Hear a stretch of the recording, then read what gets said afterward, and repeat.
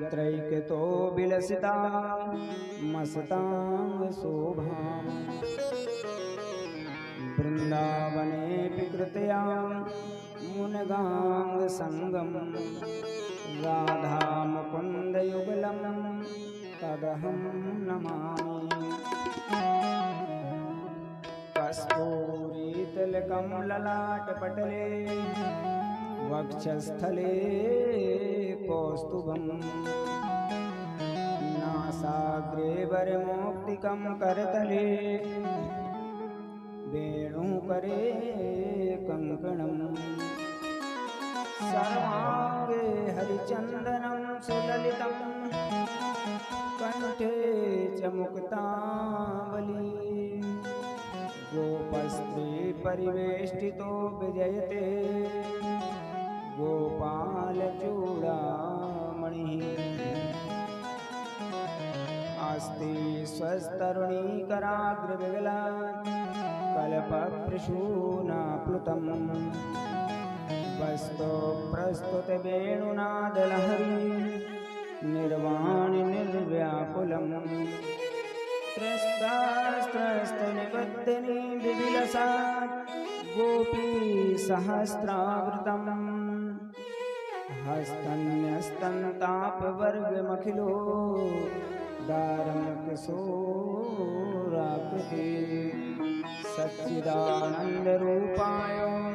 विश्वोत्पत्त्यादिहेतवे तापत्रयविनाशाय श्रीकृष्णाय वयं नुमः यं प्रव्रजन्तमनुपेतमपेतकृत्यं द्वैपायनो विरहकातर आजुहावो पुत्रेति तन्मयतया तरवोऽभिनेदुस्तं सर्वभूतहृदयं मुनिमानतोऽस्मि तुलसी काननं यत्र पद्मावनानि च पुराणपठनं यत्र तत्र सन्निहितो हरि तत्रैव गंगा यमुना त्रिवेणी गोदावरी सिन्धु सरस्वती च सर्वाणि तीर्थानि पतन्ति तत्र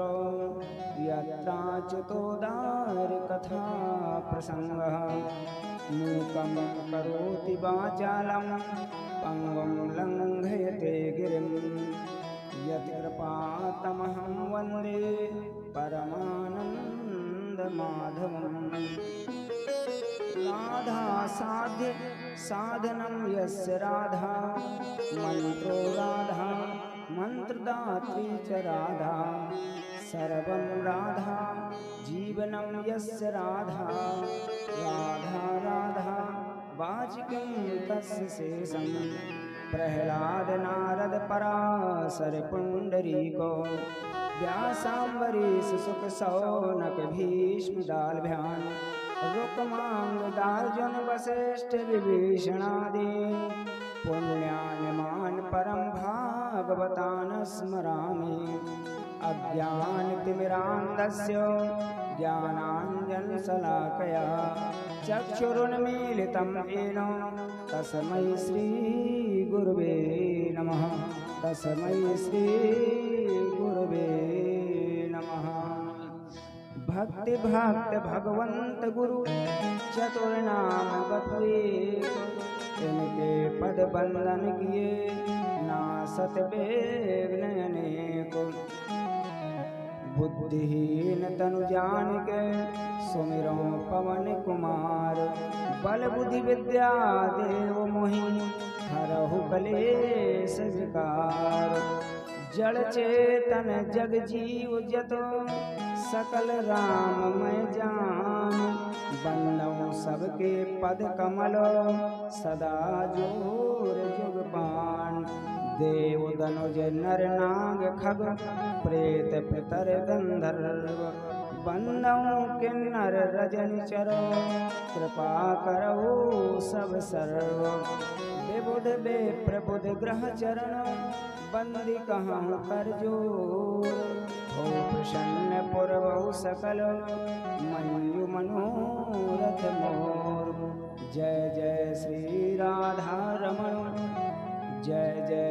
धवल किशोर। जय गोपी चित चोर प्रभु, जय जय माखन चोर। आइए 5 मिनट भगवान का नाम संकीर्तन करें और अपनी वाणी को पवित्र करें। श्री राधे राधे गोविंद गोविंद राधे, श्री राधे राधे गोविंद गोविंद राधे, राधे राधे गोविंद गोविंद राधे, श्री राधे राधे गोविंद गोविंद राधे, श्री राधे राधे गोविंद गोविंद राधे,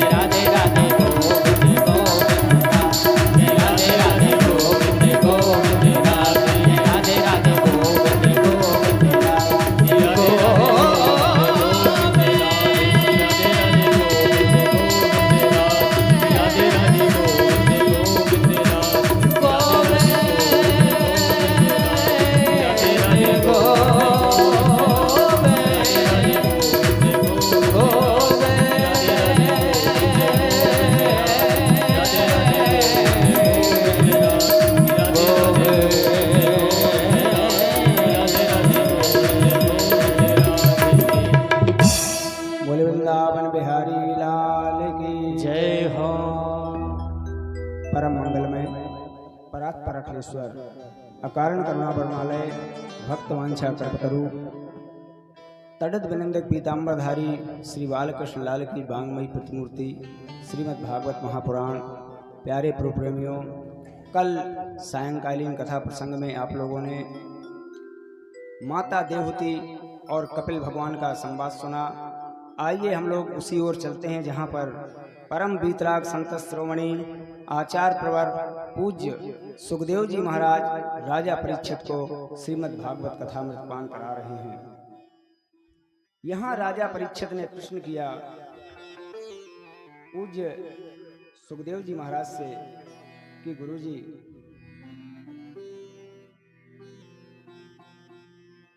जो दक्ष प्रजापति थे इन्होंने भगवान शंकर से द्वेष क्यों किया? ये कथा हमें विस्तार से सुनाएं। तो सुखदेव जी कहते हैं, राजन, मनोस्तु सतरूपायां तिस्रा कन्याश्च जगिरे आकुति देवहूतिश्च प्रसूतिरिति विश्रुताः।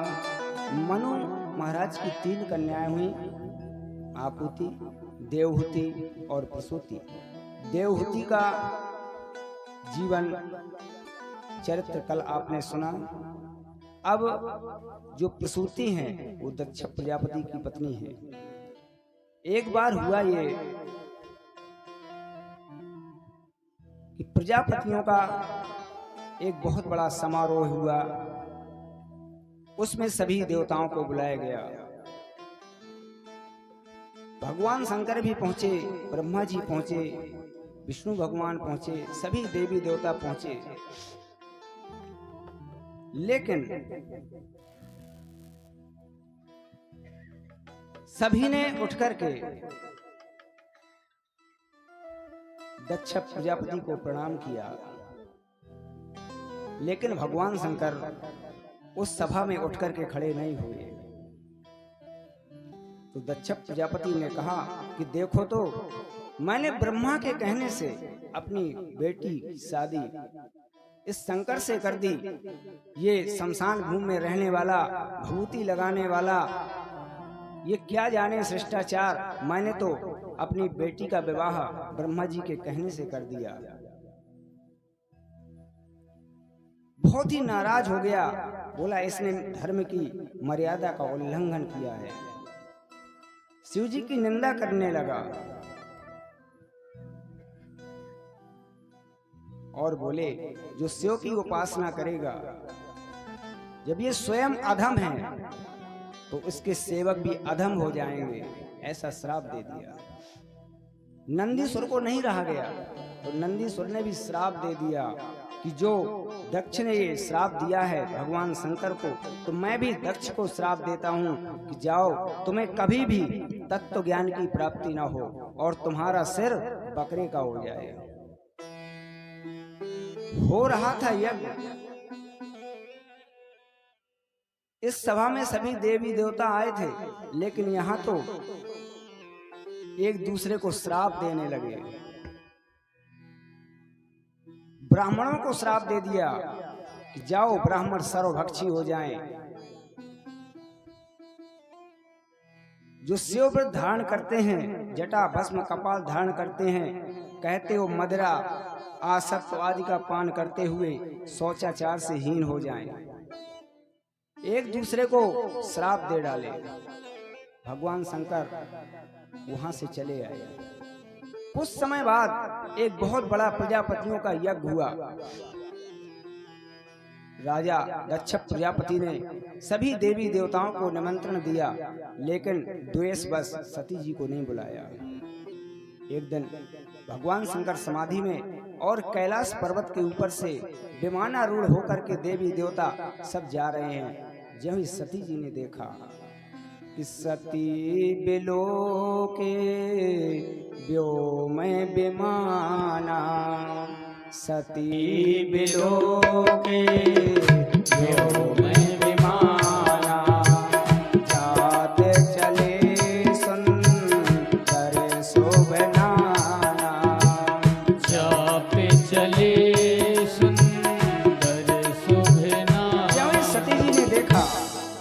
रूढ़ होकर के सभी देवी देवता जा रहे हैं। कहाँ जा रहे हैं? तो भगवान शंकर से पूछने लगे।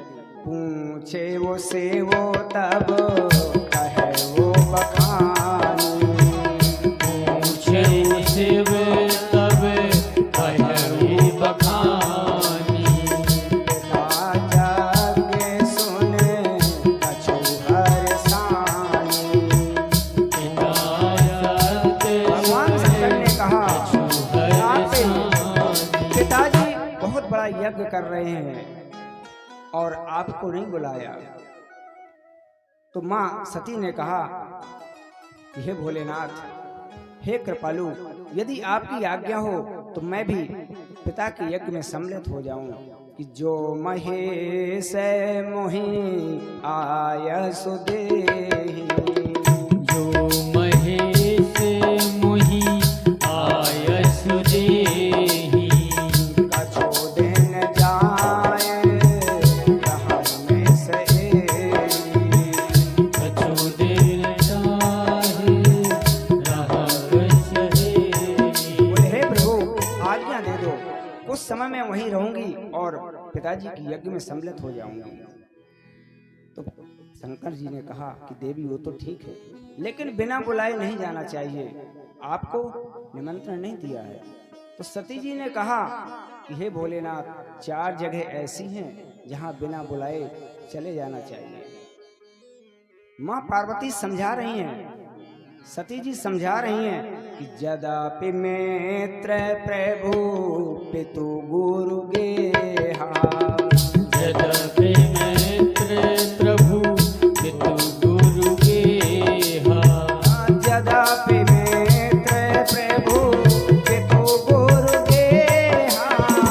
यद्यपि मित्र प्रभु पितु गुरु देवा। जाय बिनु को लेना संदेहा। जाय बोले मित्र के यहाँ बिना बुलाए चले जाना चाहिए, प्रभु के यहाँ, गुरु के यहाँ और पिता के यहाँ। तो भगवान शंकर ने कहा देवी वो तो ठीक है, लेकिन विरोध ना हो तब। अगर कोई लड़ाई है, आपस में झगड़ा है तो बिल्कुल नहीं जाना चाहिए। कि यद्यपि विरोध मान जहाँ कोई। यद्यपि विरोध मान जहाँ कोई। यद्यपि विरोध मान जहाँ कोई। यद्यपि विरोध मान जहाँ कोई। कहाँ गए कल्याण न होई। तहाँ गए कल्याण न होई।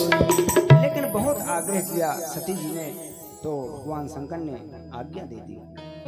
मां पार ज्यों ही सती जी अपने पिताजी के घर में पहुंची तो मालूम सिर्फ माता ही प्यार से मिली और भगनी मिली बहुत मुस्काता। जो बहनें थी वो हंसने लगी, देखो बिना बुलाए आ गई।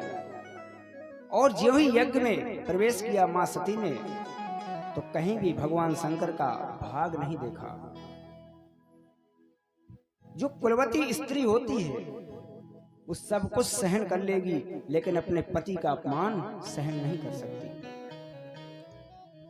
क्रोध आ गया सती जी को और कहते हैं उसी यज्ञ में इन्होंने अपना आज्ञा चक्र ले गई और योगाग्नि के द्वारा अपने शरीर को भस्म कर दिया। ज्यों ही भगवान शंकर को पता चला तो इन्होंने तुरंत वीरभद्र नामक गण को भेजा। वीरभद्र नामक गण आया और इसने पूरे यज्ञ को विध्वंस कर डाला। और जो वहां पे पंडित जी थे, पूसा पंडित जी, उनके दांतों को तोड़ दिया और महर्षि भृगु की दाढ़ी नोच करके यज्ञाहुति में फेंक दी और दक्ष प्रजापति का सिर काट करके यज्ञाहुति में डाल दिया। हाहाकार मच गया पूरे विश्व में।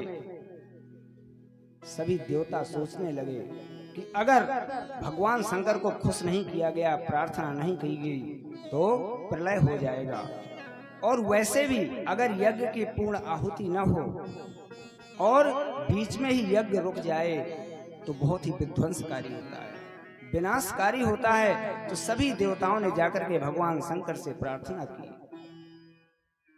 प्रार्थना करने लगे कि आपका नाम तो शंकर है ना, सम कल्याणम करोति इति शंकर, जो सबका समान भाव से उपकार करे, कल्याण करे, वही तो शंकर है।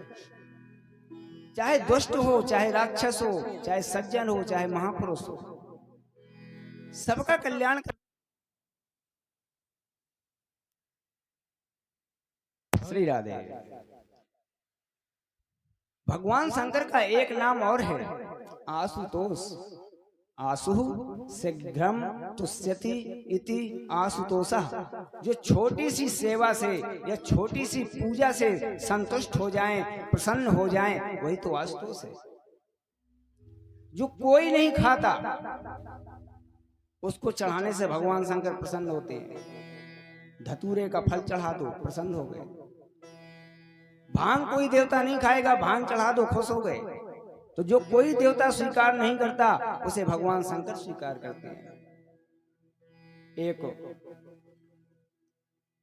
भक्त था, लेकिन वो ऐसा परम भक्त था कि उसका नियम था, भगवान शंकर को जाकर के रोज 4 डंडे लगाता था।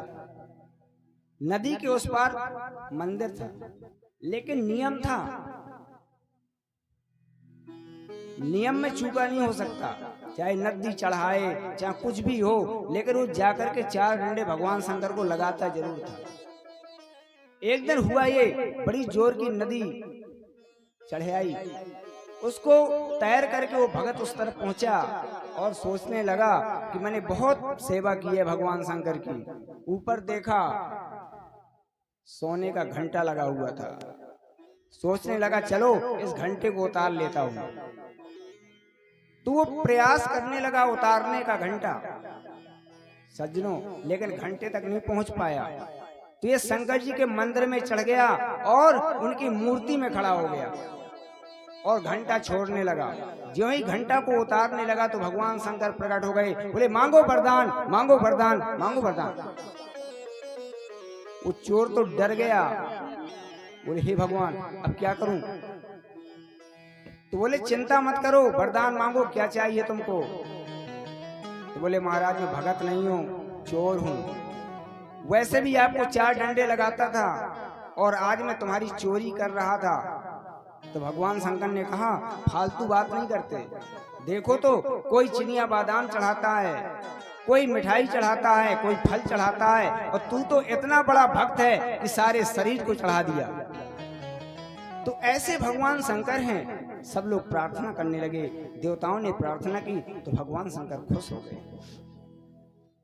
यज्ञ प्रारंभ हुआ, राजा दक्ष का बकरे का सर लगाया गया।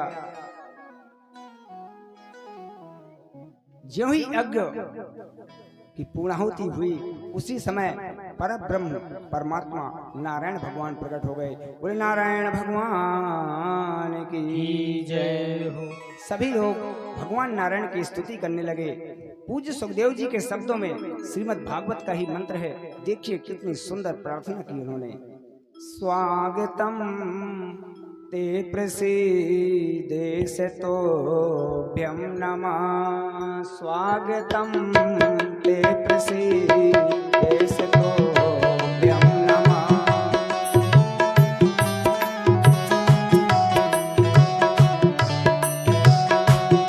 स्वागतम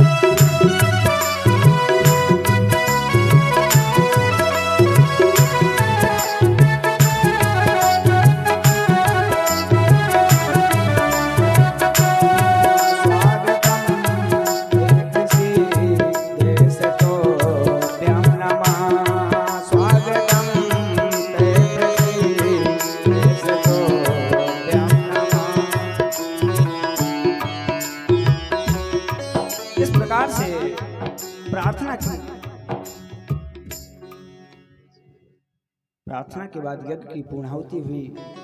सभी अपने अपने स्थान गए। यहाँ पूज्य सुखदेव जी ने से प्रश्न किया राजा परीक्षित ने कि गुरुजी, अथाता क्रियते वंशम पुण्य कीर्ते कुरुद्वः स्वयंभुवस्यापि हरेरंसांस जन्मना।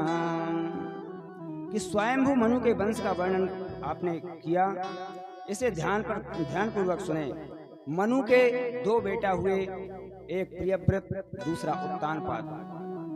यहाँ पर उत्तानपाद के वंश का वर्णन किया गया कि प्रियव्रतोत्तानपादौ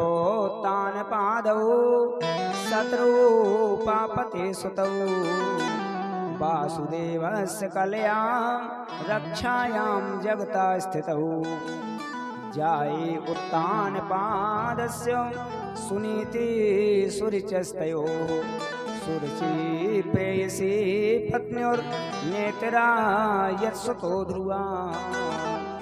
बोले उत्तानपाद नाम के राजा हुए। उत्तानपाद किसे बोलते हैं? कहते हैं जिसकी समाज में प्रतिष्ठा हो उसे उत्तानपाद बोलते हैं, या जिसके पैर उथले हुए हों वो बहुत ही भाग्यशाली होता है। उनके 2 पत्नियां थीं। एक विवाह करके लाई हुई जिसका नाम है सुनीति। सुष्टु नीति यस्याह सह सुनीति। जो वेद के नियम पर चले, जो शास्त्रों की मर्यादा पर चले, वो होती है सुनीति। और दूसरी पत्नी का नाम है सुरुचि। स्वस्य रुचि सुरुचि। जो मन में आया करने लगी। उसे न समाज से मतलब है, न घर से मतलब है, न सास से मतलब है, न ससुर से मतलब है। जो मन में आया शुरू कर दिया, वो होती है सुरुचि। अपने अनुसार चलना, अपनी रुचि से चलना। लेकिन मालूम, जब सुनीति पर चलोगे, शास्त्रों के कहे हुए वचनों पर चलोगे, तो ध्रुव पैदा होगा। ध्रुव का मतलब अविनाशी। अविनाशी बालक पैदा होगा। और अगर अपनी रुचि पर चलोगे तो उत्तम पैदा होगा। तमोगुण की पराकाष्ठा, तमोगुणी बालक पैदा होगा। लेकिन मालूम, दोनों बालक बड़े हो रहे हैं। एक दिन राजा ने देखा अब आपस में पट नहीं रही, तो मालूम जो सुरुचि थी, सुनीति थी, सुरुचि ने राजा से कहा कि देखो, अगर ये सुनीति रहेगी तो मैं घर में नहीं रहूंगा। और वास्तव में जब तमोगुण अंदर आता है तो वहां पर नीति काम नहीं करती। तो तमोगुण सोचता है कि ये जो सुनीति है, ये नीति है हमारे अंदर, ये हमसे दूर चली जाए। तो राजा ने मालूम सुनीति को घर से बाहर निकाल दिया, बाहर एक घर दे दिया। ध्रुव बालक अपनी माँ के साथ में है। एक दिन खेलता हुआ राज दरबार में आया। पिताजी की गोद में बैठने का प्रयास कर रहा था। पिताजी ने सोचा चलो मेरा बेटा आया है, और ज्यों ही पिताजी ने गोद में लेना चाहा तो उसकी सौतेली माँ ने रोक दिया। ये क्या कर रहे हो? नीचे उतार दिया। ध्रुव को बड़ा कष्ट हुआ। 5 वर्षीय ध्रुव रोने लगा। तो मालूम सुनीति, सुरुचि क्या बोली? बोले सुनो, इस गद्दी में बैठने का अधिकारी मेरा बालक है। तो ध्रुव ने कहा क्या ये मेरे पिता नहीं है? बोले पिता तो हैं, लेकिन मैं तुम्हारी माँ नहीं हूँ। बोले पिता का होना आवश्यक नहीं है जितना मेरा माँ का होना आवश्यक है।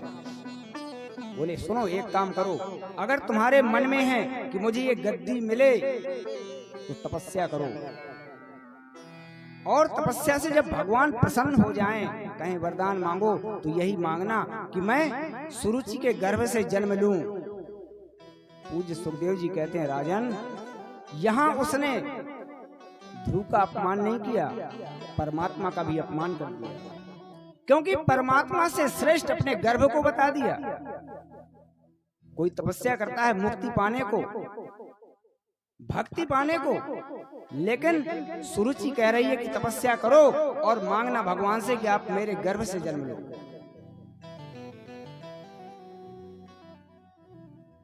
ध्रुव रोने लगा और वहां से चल दिया। माँ को पता चला, सुनीति को, कि आज बेटा का अपमान हुआ है। ये बड़ी बड़ी श्वासें, बड़ी बड़ी सांस खींचने लगा। माँ ने देखा बालक को, तो मातु सपत्न्या सदरोक्त विद्धा सुसंरुषा दंडधरो यथाहि हेत्वा में संतम पितरम सन्निवाचो जगाम मातु प्ररुदन सकामम। रोने लगा बालक। तो माँ ने कहा, मैंने सब पता कर लिया है, मुझे पता चल गया है तुम्हारा अपमान हुआ है, तुम्हारी माँ है, उसने जो कुछ कहा है उसको भूल जाओ, वो भी तुम्हारी माँ है।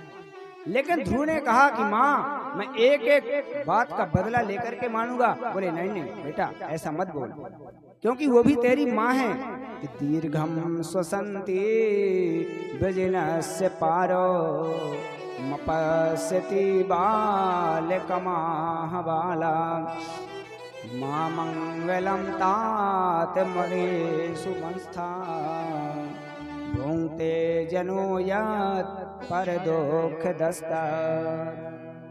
बड़ी जोर जोर की सांसें भर करके रोने लगा और बोले, माता, मैं एक एक शब्द का बदला लेकर के मानूंगा। तो माँ ने कहा कि ये बताओ, तुम्हारी दूसरी माँ ने कहा क्या है? बोले, उसने ये कहा है कि भजन करो, तपस्या करो, और जब भगवान प्रकट हो जाएं तो मेरा गर्भ मांग लेना, कि मेरे गर्भ से उसका जन्म हो। ऐसा उसने कहा है।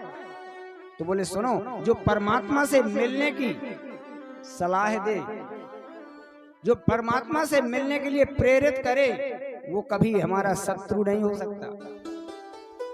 उसने तुम्हें भगवान से मिलने के लिए प्रेरणा दी है तो तुम्हारा शत्रु नहीं हो सकता। इसलिए अगर तुम्हें परसों जाना हो तो कल चले जाओ, कल जाना हो तो आज ही चले जाओ, आज जाना हो तो अभी चले जाओ। पंचवर्षीय ध्रुव नितांत निर्जन वन की ओर प्रस्थान कर गया। रास्ते में जा रहे थे, नारद जी आ गए। अब नारद जी ने सोचा कि 5 वर्षीय ध्रुव नितांत निर्जन वन में जा रहा है, तो थोड़ा देखें तो कि इसका विश्वास कैसा है। बोले, अरे बेटा, कहाँ जा रहे हो? बोले, वन में जा रहे हैं भगवान को प्रकट करने। बोले, बड़े आए भगवान को प्रकट करने वाले, वहां पे बब्बर शेर रहे, खा जाएगा। तो बहुत सुंदर उत्तर दिया ध्रुव महाराज ने। बोले, मेरी माँ कहती है कि उस शेर में भी परमात्मा है। परमात्मा तो घट घट में निवास करता है, उस शेर में भी परमात्मा है। नारद जी ने सोचा इसका विश्वास पक्का है। तो बोले, ठीक है बेटा, तुम वन में जा रहे हो, लेकिन वहाँ खाओगे क्या? अभी तुम छोटे हो, 5 वर्ष के हो, वहाँ तुम्हें क्या मिलेगा? दूध नहीं मिलेगा, खाने को नहीं मिलेगा, क्या करोगे? तो फिर बहुत सुंदर उत्तर दिया ध्रुव जी महाराज ने कि जब दांत नहीं तब दूध दियो, अब दांत दिए तो अन्न दे। मालूम, बच्चे का जन्म बाद में होता है और मातृ स्तनों में दुग्ध पहले आ जाता है। परमात्मा उसकी व्यवस्था पहले कर देता है, बालक का जन्म बाद में होता है। तो बोले, जब दूध की व्यवस्था परमात्मा ने की है तो मुझे अन्न की भी व्यवस्था परमात्मा करेगा। बोले, इसका विश्वास आगे। बोले, ठीक है बेटा, तुम चले जाओ, लेकिन ये बताओ तुमने गुरु बनाया है कि नहीं? क्योंकि बिना गुरु के कोई भवसागर से पार नहीं हो सकता, तो गुरु अवश्य बनाना चाहिए। कि गुरु बिन भाव निधि तरे न कोई। गुरु बिन भवनिधि तरय न कोई। चाहे बिरंचे शंकर सम होई। जग बिरंचे शंकर सम होई। इसलिए जीवन में गुरु अवश्य बनाना चाहिए। शिक्षा गुरु तो कई होते हैं, लेकिन दीक्षा गुरु एक होता है, और जीवन में गुरु अवश्य बनाना चाहिए। अगर कोई विद्वान मिल जाए, कोई संत मिल जाए, तो गुरु अवश्य बनाना चाहिए। अगर तुम्हारी किसी से श्रद्धा नहीं है, तो नारद जी कहते हैं कि वसुदेव सुतम देवम कंस चाणूर मर्दनम देवकी परमानंदम कृष्णम वंदे जगत गुरुम। जो जगत का गुरु है, भगवान कृष्ण को अपना गुरु बना लो। इतने भी काम ना चले तो मालूम, जय जय जय हनुमान गोसाई। जय जय जय हनुमान गोसाई। जय जय जय हनुमान गोसाई। जय जय जय हनुमान गोसाई। जय जय जय हनुमान गोसाई। जय जय जय हनुमान गोसाई।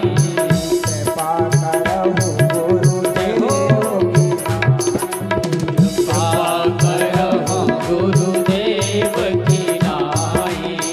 कृपा करहु गुरुदेव की नाई। कृपा करहु गुरुदेव की नाई। तो हनुमंत लाल जी को अपना गुरु बना लो, जीवन का कल्याण हो जाएगा। तो ध्रुव जी महाराज बोले कि आप हैं कौन, ये बताइए। तो बोले मैं नारद हूं। तो बोले आप नारद नहीं हो सकते, क्योंकि नारद जी तो हमेशा भगवान से मिलने की प्रेरणा देते हैं। आप मुझे बार बार क्यों रोक रहे थे कि छोटे हो, वन में क्या मिलेगा, लौट जाओ, आप नारद जी नहीं हो सकते। तो बोले नहीं बेटा, मैं तुम्हारी परीक्षा ले रहा था, मैं नारद हूं। नारम ज्ञानम ददाति इति नारदा। जो लोगों को ज्ञान दे, ज्ञान बांटे, वही तो नारद है।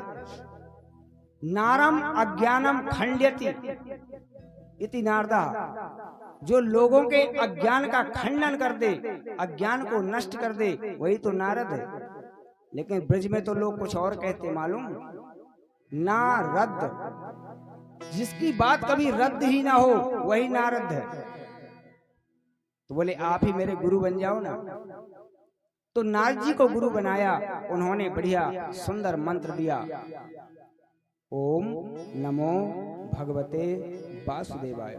ये द्वादशाक्षर मंत्र दे दिया। बोले इसी का तुम जाप करो, नितांत निर्जन वन में जाकर के तपस्या करो।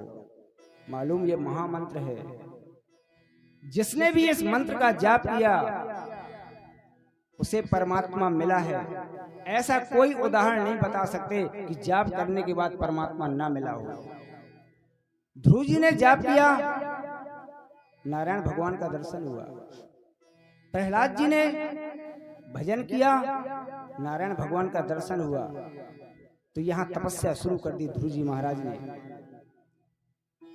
एक आसन पर बैठ गए और पहला